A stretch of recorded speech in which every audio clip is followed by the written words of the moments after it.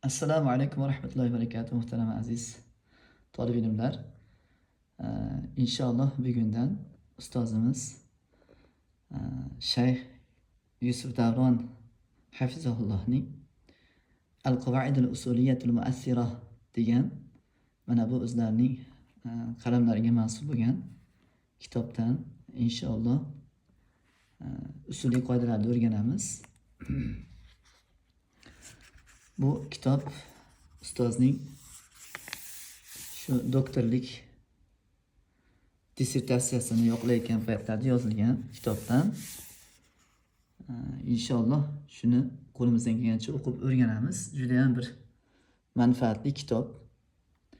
Buni talib ilm agar o'qib ozgina bundan tushunib usuliy qoidalarni agar qo'llaydigan bo'lsa, kitob va sunnatda ko'p ma'lumotlarga, ko'p yaxshi ilmlarga ega bo'ladi.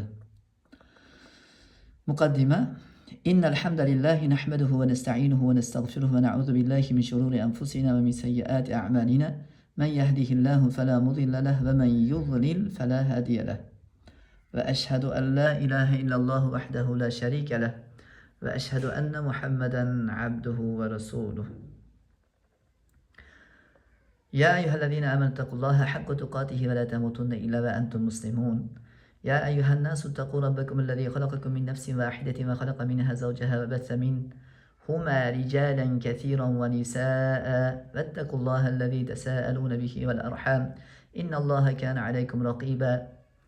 يا أيها الذين آمنوا اتقوا الله وقولوا قولا سديدا يصلح لكم أعمالكم ويغفر لكم ذنوبكم ومن يطع الله ورسوله فقد فاز فوزا عظيما. أما بعد فإن أصدق الحديث كتاب الله وخير الهدي هدي محمد صلى الله عليه وسلم وشر الأمور محدثاتها وكل محدثة بدعة وكل بدعة ضلالة وكل ضلالة في النار. إن مما لا يخفى على أحد ممن له صلة بالعلم الشرعي أن علم الأصول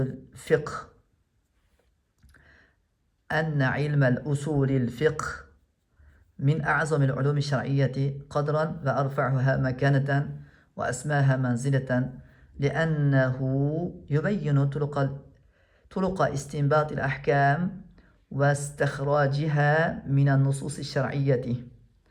قال القرافي رحمه الله مبين أهمية هذا العلم.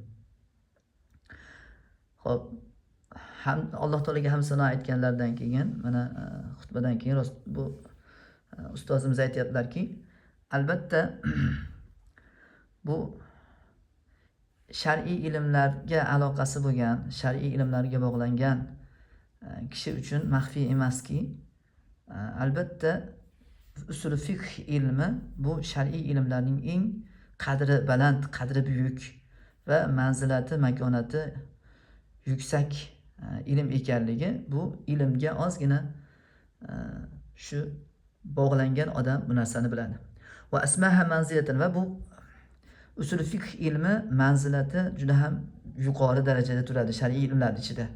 Nimaga unaqa desiz? Li'annahu, chunki bu ilm yubayyinu turuqal istinbatil ahkam va istig'rojiha min an-nusus ash-shar'iyyati.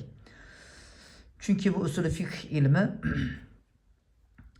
shunday bir muhim, nihoyatda qadri baland, oliy ilmki, bu shar'iy dalillardan, kitob va sunnatdagi Qur'on va hadisdan bu hukmlarni chiqarishlikda va bu hukmlarni istinbot qilishlik yo'llarini bayon qilib beradi.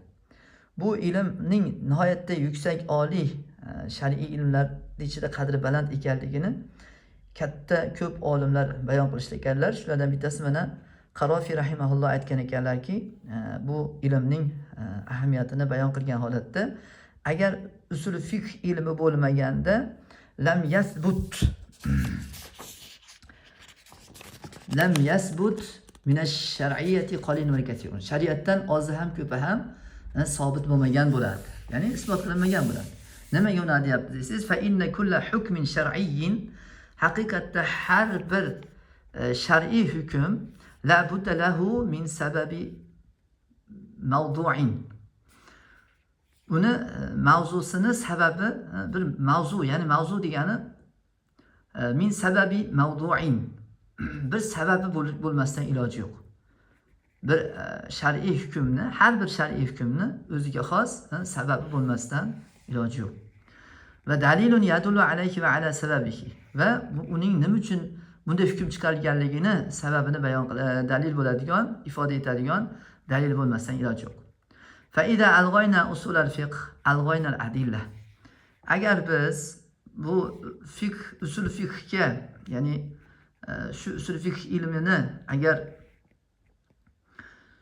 shunday tashlab qo'yadigan bo'lsak, alg'oyna, ya'ni shu e'tiborsiz o'rganmasdan tashlab qo'yiladigan bo'lsa, buni dalillarni e'tiborsiz o'rganmasdan tashlab qo'yilgan bo'ladi.